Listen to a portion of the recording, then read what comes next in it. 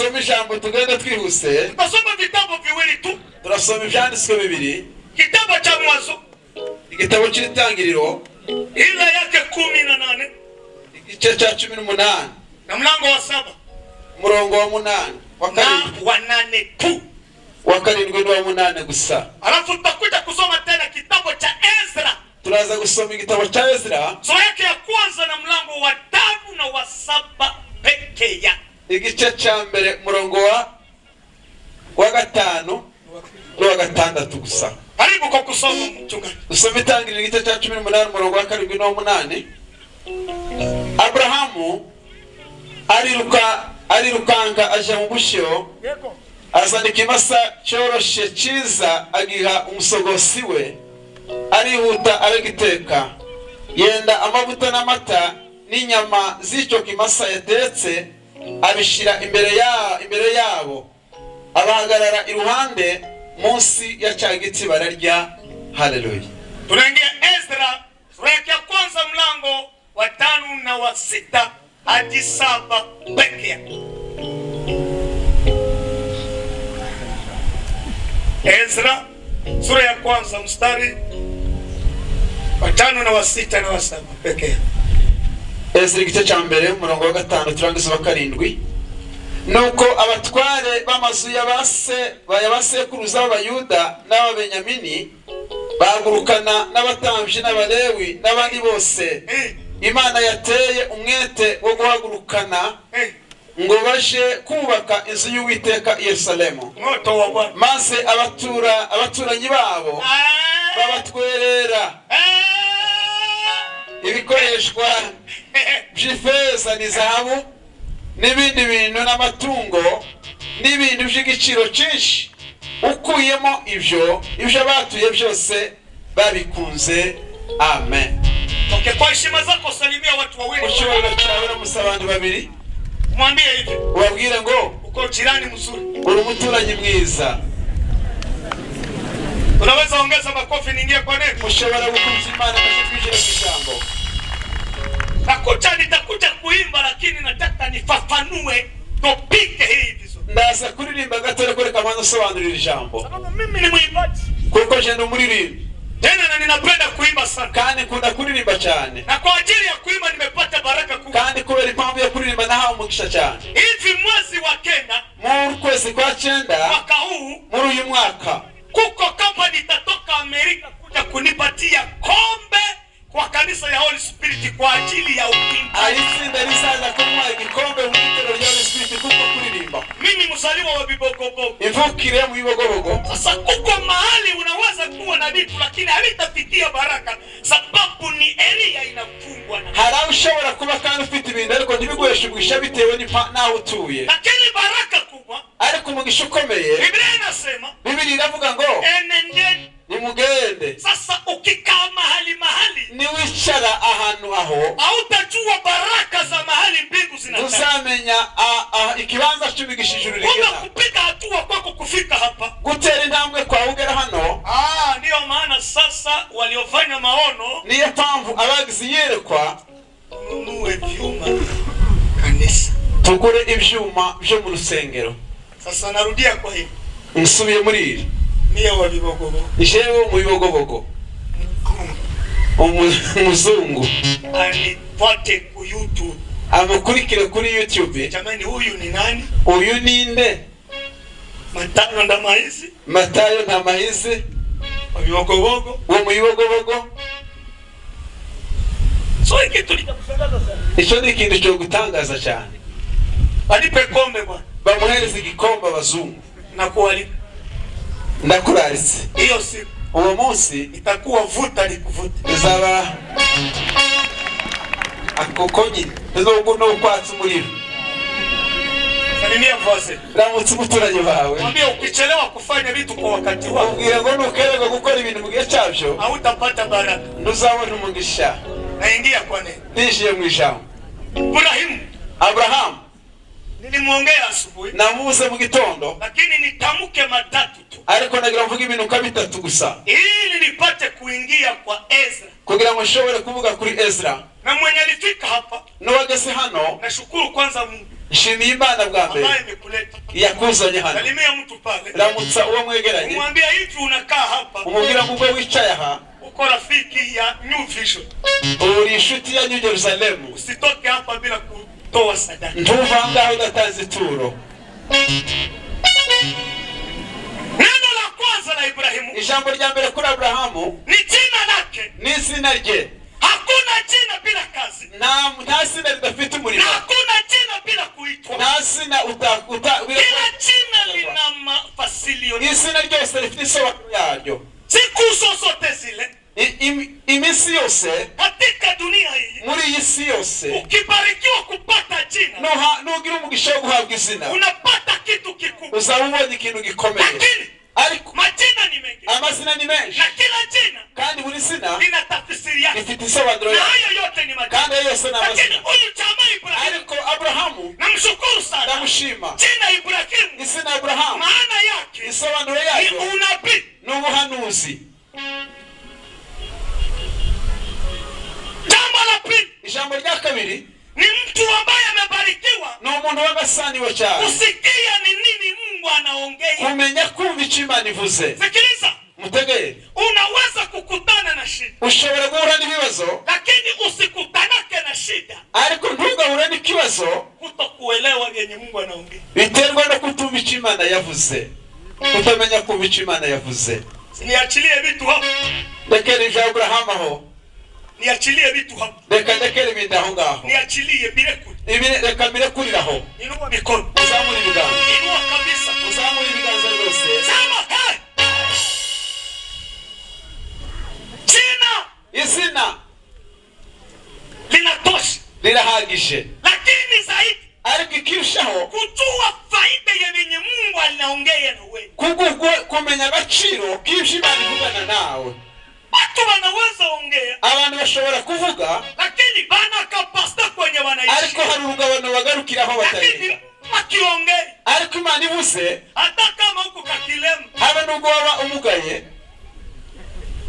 yenye aliongea icyo Imana yavuze binafikaka kuwe. biza bisohoza tu. Natangaza jioni ya leo, ngo igitangazo niri, natangaza jioni ya leo, ndagutangariza yenye imbuga Mungu aliongea juu icyo yako, Imana yavuze kuri wowe. tulia na roho yako, tuza mu mutima, kama ni maharagi tumia mzuri, nimba ari ibishimbo yenye bikoreshe Mungu neza, aliongea icyo Imana yavuze atakitimiza. azagisohoza. Icyambere abuzubesha oya, icyakabiri babazi, icyagatatu ijambo y'Imana kurikira imyaka igihumbi. Murira bayisha kandi yego urero urase kabisa, agacu ko guhinduka kamugaragaraho. penye biko na kenye Mungu aliongea juu yao, bainue mikono. abafite Imana bavuze bazamura ibiganza. Salimia mwenye mnakaa pamoja, ramutse uwo mwicaranye, jipe moyo utulie, ihangane kandi ukomere, jipe moyo utulie, tuza mu mutima kandi tuze, na ulale salama, kandi usinzire bya na uingie salama, na uingie salama kandi kabisa. wishire neza. Sikiliza kitu cha tatu hapa, tegera ikintu cya kwa gatatu Ibrahimu kuri Abrahamu, Mungu akamwamini, Imana iramwizera. hapo nabo aho ngaho gusa Mungu akijemea, Imana ikwemere kandi guhamya. niachilia hivi vitu hapa, Mungu akuamini, Imana ikwizere, na pasa yenu na baba yako kandi amateka yanyu no mu basekuruza banyu si meza, kazi yenye baba yako anafanya haina na uwasiliano na mbingu, kandi imirimo ya so ntigira ni ubusabane n'Imana, ariko Imana ikaza. Ibrahimu, Abrahamu, nimekuamini, ndakwizeye. Haleluya.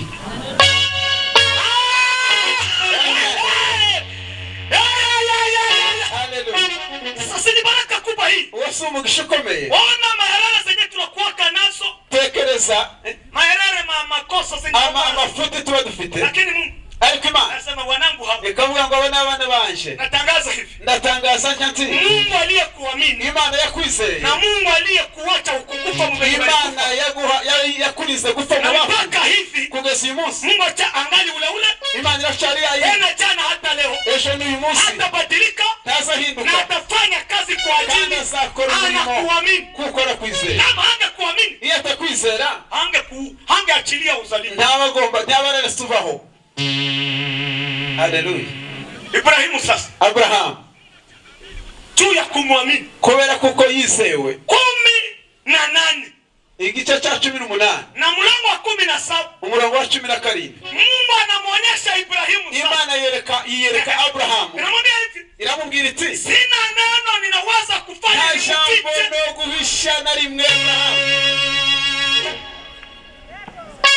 akalapa Mungu, Imana irarahira,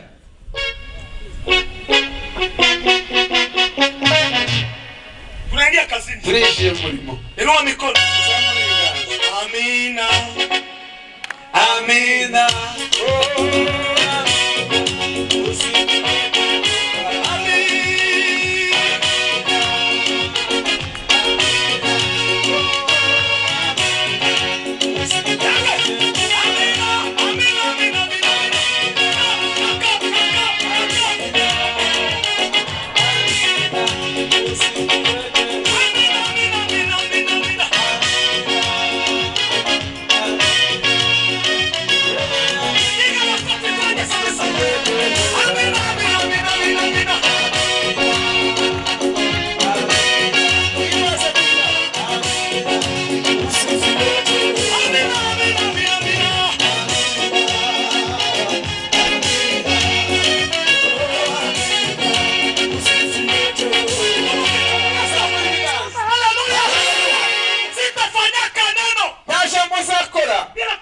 Ndakubwiye, hata tuseme kweli, reka tuvuge umujugu, baina ulizaliwa aho wavukira ulikuwa nani Mungu akupatie message, warinde kugira ngo Imana iguhereze ijambo urishira. huyu Mungu ni wa mzuri sana. Imana ni nziza, Kamwambia mzee, iramubwira ngo haiwezekane ntibishoboka nifanye kitu kugira ngo ugire icyo akora bila kukuambia. ndakubwiye. Kwa nini? Kubera iki? Vitu viwili. Ibintu bibiri. Kitu cha kwanza, Ijambo rya mbere, alijenga madhabahu, yubatse igicaniro.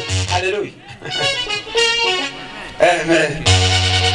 sasa madhabahu Igicaniro hauwezi kuijenga ntiwashobora kuyubaka bila sadaka. hatari ituro. Ota Tibikunda. angalala sita mtaharakisha Ntakibazo. wewe usimame mbili wa kazi. Inua mikono yako, sema haleluya, sema hey. Madhabahu Igicaniro haiwezi kujengwa ntibishakubakwa bila sadaka hatari ibitambo na bila kuni, kandi nta nkwi, bila kumwanga damu. nta kumena amaraso. Biblia inasema, Biblia iravuga ngo Abraham akasema, Abrahamu aravuga ngo hapachelewi mtu hapa, ahangaha hapachelewi mtu. ntawokererwa aha. Ni ukuri.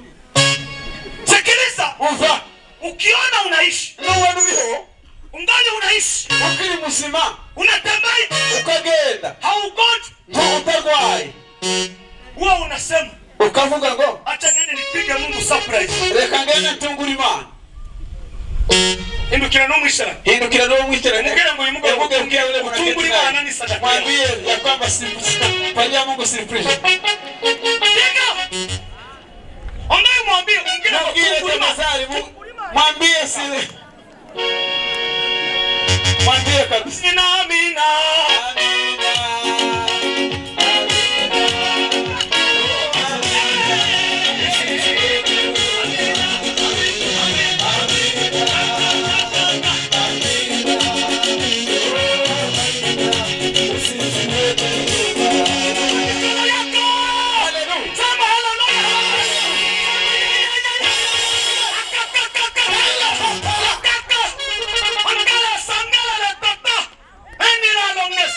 Amen. Kile ni cha kwanza. Icyo ni icyambere. Kabiri, akaingia mpase, yinjira asira amateka, akaona sura ya 13 na mlango wa 14, abona igice cya 13 n'icya 14 mu itangiriro. jinsi Mungu Uburyo Imana alimwatanisha na Loti. Imana yamutandukanije na Loti. Yegero muri robo yakana Muri uraseka mbege. ni muhezi manisha. Sema haleluya.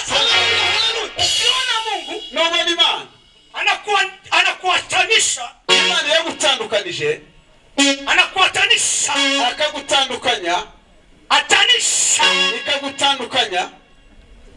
Amen. Na kitu kibaya kile Ni kintu kiriya kibi. Mutangire guseka. Ariko kukiza mukomeze mukore ku masaha kabana makofi. Muyabwire mutugiye kuzituritura musaba. Sema ya kwamba tunazachilia. Niba kabagaba. Mwiriwe mikono. Nikatange Hata ni shauti haleluya. Inua kabisa. Samu yigaza rwose. Sema haleluya. Haleluya. Ibrahim akasema. Abraham aravuga ati hapa na ahana huyu mwenye alifanya hivi. Urakoze ibi. Aliongea nini? Yavuze ijambo. Ibrahim. Ya Abraham. Hapo uli. Aho ngahuri. Inua macho. Uhura maso. Haleluya. Hindukia no mwishara. Geukia leo mnakanaye. Ngere mugise kinyejana cyo kurangara. Mwambie hii si wakati wa kuzuba. Ahuri mu Buganda. Ukiwa Uganda, Furebe. Hebu inua macho utazame. Wewe bila sirazuba. Angalia mashariki. Wewe bila ngirazuba. Angalia magharibi. Hose. Tote Wahajaza umusaruro. unaweza pata faida hapo. Ura maso. Inua macho utazame. Ibrahim ngwanyibuke. Abraham alipokumbuka Aravuga ati ya baba. akasema Nabo n'abashosi bashaka. mmoja abagabo batatu. Haleluya. Naona wanaume watatu. Mmoja abagabo batatu. Na wanaume watatu. Kandi abagabo batatu. Mungu alisemaka. Imana yarabavuze. Inua macho uone. Yaravuze ngo uramasure. Mu madhaifu ninaweza kuwa nayo. Erega mu ntegekeza. Nisipatwa na madhaifu ya kuangalia na kuona. Ntagizwe n'integekeza kureba no kwitegereza.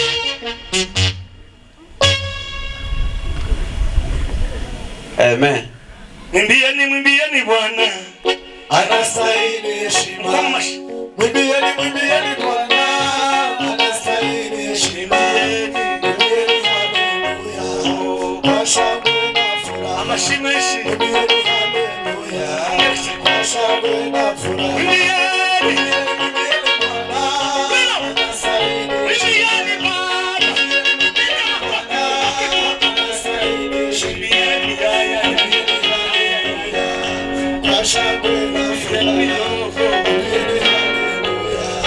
Kwa shangwe na furaha. Kwa maneno matatu. Hari amagambo atatu. Neno la kwanza. Ijambo rya mbere. Akapiga hatua mbili. Atera intambwe yihuta. Mungu Imana inatembea na wenye mbio. Imana ijana n'abihuta. Siku tataka Mungu akubariki. Umunsi uzakagera ko Imana kugasanira. Usikuwe muzembe. Ntukabe umunebwe. Jambo la pili. Icya kabiri. Akajua ongea. Amenya kuvuga. Baraka ya mtu Umugisha w'umuntu ni kuongea. ni ukuvuga. Ariko maisha ya kuongea vibaya ndio itakusaidia. Ama ubuzima bwo kuvuga nabi ntibuzagufasha. Na ukiona unatembea na jamaa mwenye naongea vibaya. Ariko nuwona ushana n'umuntu uvuga nabi, usimulage. Ntukamusezere. Mweke mukarte noire. Mushiraho muri ya yindi liste noire. Hawa nakuita. Aza guhamagara. Bamwambie numero composé n'existe. Iyo nimero ntibaho ntigeze kuba. Sababu ya nini? Kubera iki? Kenye iko nacho. Kuko icyo afite Kiko mu capacité ya. ntabwo kiri mu rwego rwawe. Ukitembea na mchuruzi. Nushana n'umucuruzi umudandaza. Utakuwa mchuruzi. Uzaba umudandaza. Ukitembea na mtu wa kusengenya. Nushana n'umunyarugambo. Utakuwa msengenyaji. Uzaba umunyarugambo. Ukitembea na mtu wa hekima. Nushana n'umunyabwenge. Utakuwa mtu wa hekima. Uzaba umunyabwenge. Ukitembea na mtu wa kiroho. Nushana n'umunyamwuka. Utakuwa mtu wa kiroho. Uzaba umunyamwuka. Ukitembea na mtu mwimbaji. Nushana n'umuririmbyi. Kenye kiko muyeni. Ikiri muri we kitakuambukiza. Kizakwandura. Kumbe Ibrahimu erega Abraham alifanya maisha na Mungu. yashanye n'Imana. Yenye vilikuwa mu Mungu. Ishari mu Mana. Kikamwambukia. Yandukira Abraham. Amen. Mukubitira Imana amashi.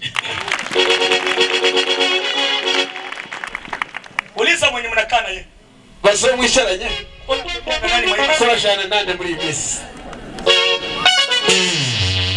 Nenda mwamushana.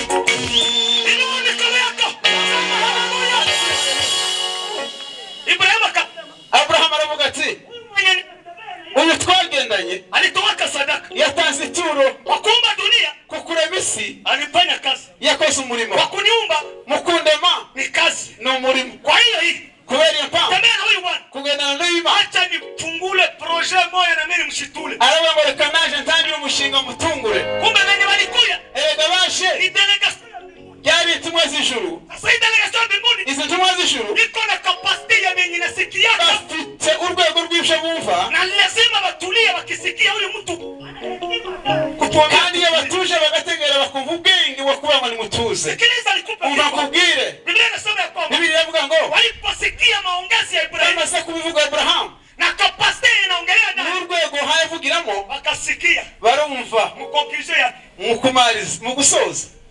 na baomba Ndabasaba bite nyumbani, munyure mu rugo tumie tu maji kidogo. munywe amazi bake. Hiyo ni password moja. Iryo ni umubare w'ibanga. Namba 2. Icya kabiri, Lakini ningeomba nariko nabasabaga mtumie na chakula. mube kabafungura murye ivyo mwice sari Mwiche sana. Zamani kwetu kera iwacu sisi tuliishi watu kwenda Kabera. aho twatuye abantu baje Kabera, Tulikuwa tunabeba matoke kulisa. twajanaga ibitoke iyo Na Kabera, tukatumika kabisa. kandi twarakoze Na rwose, tuliona faida. kandi twabonye inyungu. Watu kunyumba. Imuhiri wacu Kulikuwa makabila matatu. hari amoko atatu: Banyamulenge, Abanyamurenge, Bafulero, Abapfurero, Banyingi. Abanyindu. Mwai mwingine. Muri uyu muhana, Unakutana banasonga bugali. mu muhana ugasanga bacuruje umutsima, Hakuna kuchunga bakwambia kanibu. nta gutegereza ko Sema bagwikaze. tulikuwa mconnection moja. Twabaga twese mu murongo umwe. Nilikuwa ninakushinda. Ibyakunaniraga Ya. ni ukutagira ifa ry'ibiryo. Tulikuwa tunafika pale. Tugeraho Maharagi ilikuya. ibishimbo byaraza, Mihogo imekuya. imyumbati ikaza, Maziwa imekuya. amata akaza, Unakosa andre kwa nini utaingilia. ukabura aho wishyirira icyo uhera. Sasa mtu wa hekima Umuntu w'ubwenge mwenye nataka sadaka yake iongee, ushaka ko ituro rye rivuga, anaweka vitu vidogo. ntabashaka ibintu Siku bitategura bike. utapata mgeni Umunsi uzabona umushyitsi, anaameza mpaka mimoyo imeenda chini. tegura ibyuzuye bimwe bije hasi Hata kugira ngo. kama iko anabiwa kukasirika, Kandi nimba atari umuhanuzi urakara, kama iko anabiwa kukasirika, nimba ari n'umuhanuzi urakara, hawezi kutabiri vibaya Yesu. ntiyohanura nabo uwo munsi. Ni ukuri. Ibrahim Ega Abrahamu amejua kode ya mbinguni. yarazi ibanga ry'ijuru. Amen.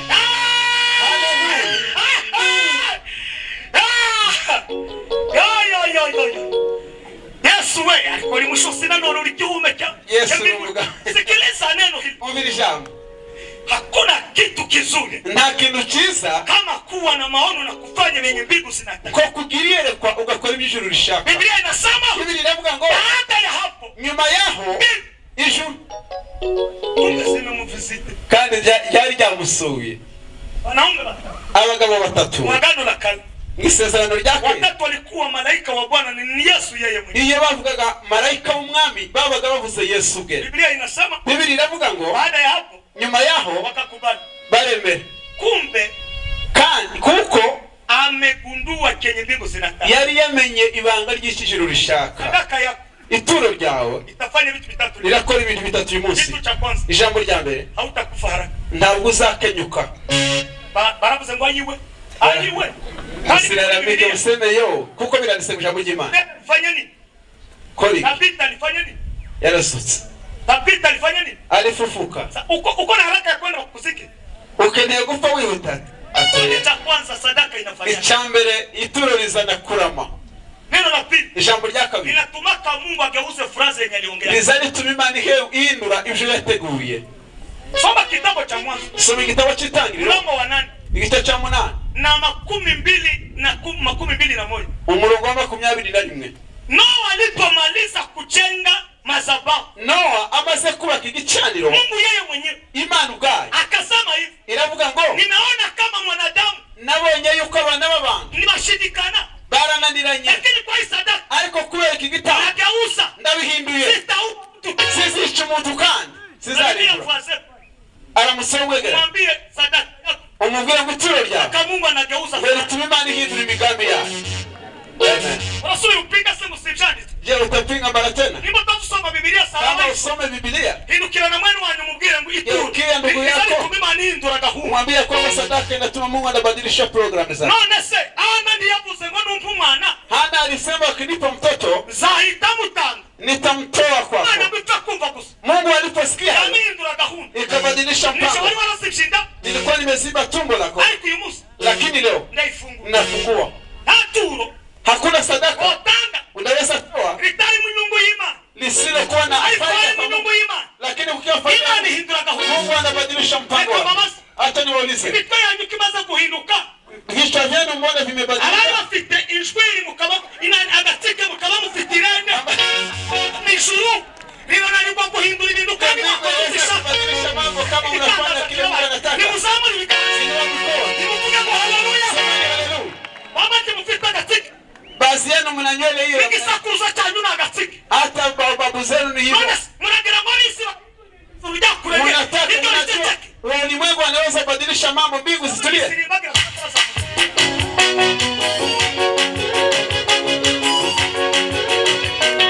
Hivyo nitonde. Iyi ni dunia. hebu tulia, hii ni isi. Yamamugera ngo muzehe Akamwambia mzee,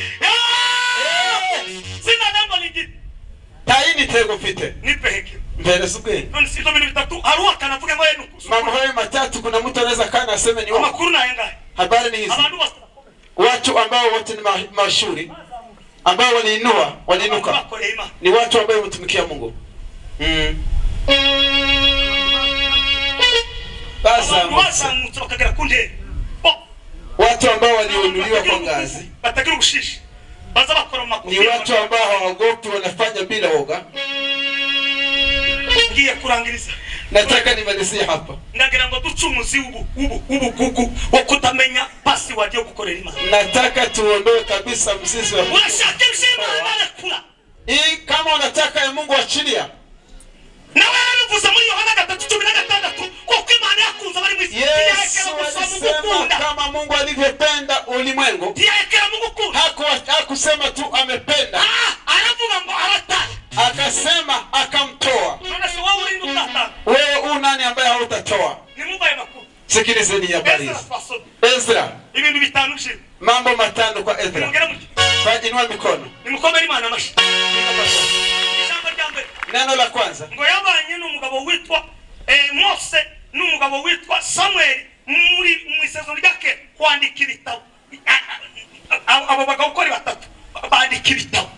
alikuwa pamoja na Musa na Samuel, wanaume hao watatu wakaandika vitabu. Ijambo rya kabiri. Neno la pili, Yawe ubwizerwa mubasubiyeyo asubirana igikundi kimwe kugira ngo asubire mu gihugu cyawe. alikuwa mwaminifu kwa wale wamerudi nchini, hata akaongoza kundi la watu wakarudi Yerusalemu. Ndahanuye uyu munsi wa none. Na nitatabiri jioni ya leo, Tituzaguma mu mahanga. hatutabaki huku kwa mataifa, Tuzataha. tutaenda nyumbani. Kandi mu bagabo uri ahangaha n'undi uri ahangaha. Nyinyi wanaume ambao mko hapa, Hari abantu muzasubiranayo. kuna watu ambao mtarudi nao, Ndabihanuye. na utabiri hayo. Kandi Imana ishima ko kamera ihari. Tena Mungu ashukuriwe kwa sababu tuko na kamera. Ngo bizagenda bite? Itakuwa namna gani? Uragira se mu Israeli bo bari bikoreye amabuye. Unafikiria Israeli ilikuwa na mawe kwa kichwa? Kandi mu bantu bakoze amakosa ba mbere ni Israeli. Kwa watu walifanya makosa ni wana wa Israeli. Kandi urabisho yabakoze. Ulipoangalia, Uragera mu rwego rw'abanyesirayeli. hatuwezi tukafikia makosa ambayo walifanya. Ariko Lakini Mungu, umvikira yakoze. sikiliza, Imushikiriza kumanukana n'igice kimwe. Mungu akampa Ezra kutembea na kundi la watu. Icyaka tatu. Neno la tatu, Ngo yari umuhanga kumenya guhamagara abantu no kubabwirisha. alikuwa mtu mashuhuri kuambia watu na kueleza neno. Umuryango wanyu ni mugira umuntu uzi kuvuga. Kwa familia yenu mkiwa na mtu ambaye anaweza kuzungumza, Mugana mutange ituro mutabwiye abantu. enendeni mkatoa sadaka bila kueleza watu. Inueni mikono. Nimuzamure ibiganza cyane. Inua mikono yenu. Nimukomere Imana amashimeshi. Hebu mshamakoti sana. Ijambo ry'akabideze. Neno la nne kwa Ezra, Ngo yagira ngo umutima wo gushura ibintu by'amakuru. alikuwa na moyo wa kufunuliwa sadaka haraka. Ijambo rya gatanu. Neno la Ngo tano, yarazi agaciro k'Imana ya Isirayeli n'agaciro ko kuba urusengero. alijua thamani ya Mungu wa Israeli, akajua na thamani ya kujenga hekalu. Reka kubwira. Acha Nta nikwambie, muntu ugira iyerekwa. hakuna mtu mwenye maono Uzubura abaterankunga. ambaye anakosa watu wa kumsaidia. Computer ufite. Laptop niko nayo, machine Ntabwo ari mu nzu ya Rawi Matenga. haikutoka kwa nyumba ya Rawi Matenga, Ntabwo ari kwa Bigera. si kwa Bigera hapana, Ntabwo ari kwa Mahinga. si kwa Mahinga hapana, Oya. hapana. Uwayiguze Mwenye alinunua ni umunyamahanga. n'umuntu w'inyamasheke. Ni mtu wa Nyamasheke huko. Arambwira ngiye kugushigikira. Akaniambia abagushigikira ntibabuze. nataka nikusaidia wakosekane. Nimuzamuri bikaza. Inua mikono. Tungekwishira mutanga ifaranga. Tunataka kuingia katika kutoa pesa. Reka mvuge kino kintu. Acha niseme neno hili. Singiye kubirata. Sitaki kujitapa kwenu. Hari ibishaho biri mu maduka. Kuna mambo yako yako kwa duka, ariko kugira ngo yagera, lakini ili uifikie itanga kuko Paulo yandike barabara ngo mwitanga Biblia ni kubitango bisima bitangwa niba. Itabidi ujitoe kwa sababu Biblia inasema toa miili yenu iwe zabihu iliyo hai, kwa sababu ni kumtumikia Mungu kunakompenda. Hari ibishaho biri kure. Kuna mambo yako yako mbali, ariko kugira ngo bikugaho, lakini ili ya kufikia bazo fungura basi wajira kufungua kode hiyo, ili kugira ngo Imana ibone kugira ikiko, ili Mungu afanye kazi. shawa narafututse. Mimi nilikimbia kabisa. Kandi muri kukuvuduka, Katika kukimbia kwangu umuntu wongamu, hakuna mtu ambaye anaweza kunirudisha nyuma. mu gukora ibibi. Siwezi siku kufanya mabaya. Nilisema nitumikia Mungu katika uzee. Mali yangu ni Mungu ambaye ananipa. Mnaona hii suti ninavaa? Si binamu yangu amenunua. Imenunuliwa dola 480. Hiyo ni ng'ombe kubwa kabisa. Nilinunua. Si msalaba wa mibogoboko. Ukitoa unaachilia, unamkopesha Mungu kabisa. Sitaki kujitapa kwenu kwa nafsi. Mnavaa vizuri kwa kweli, sitaki. Nikivaa amatolale magana dola 400. Matayo mu bifu. Matayo huko bifumu.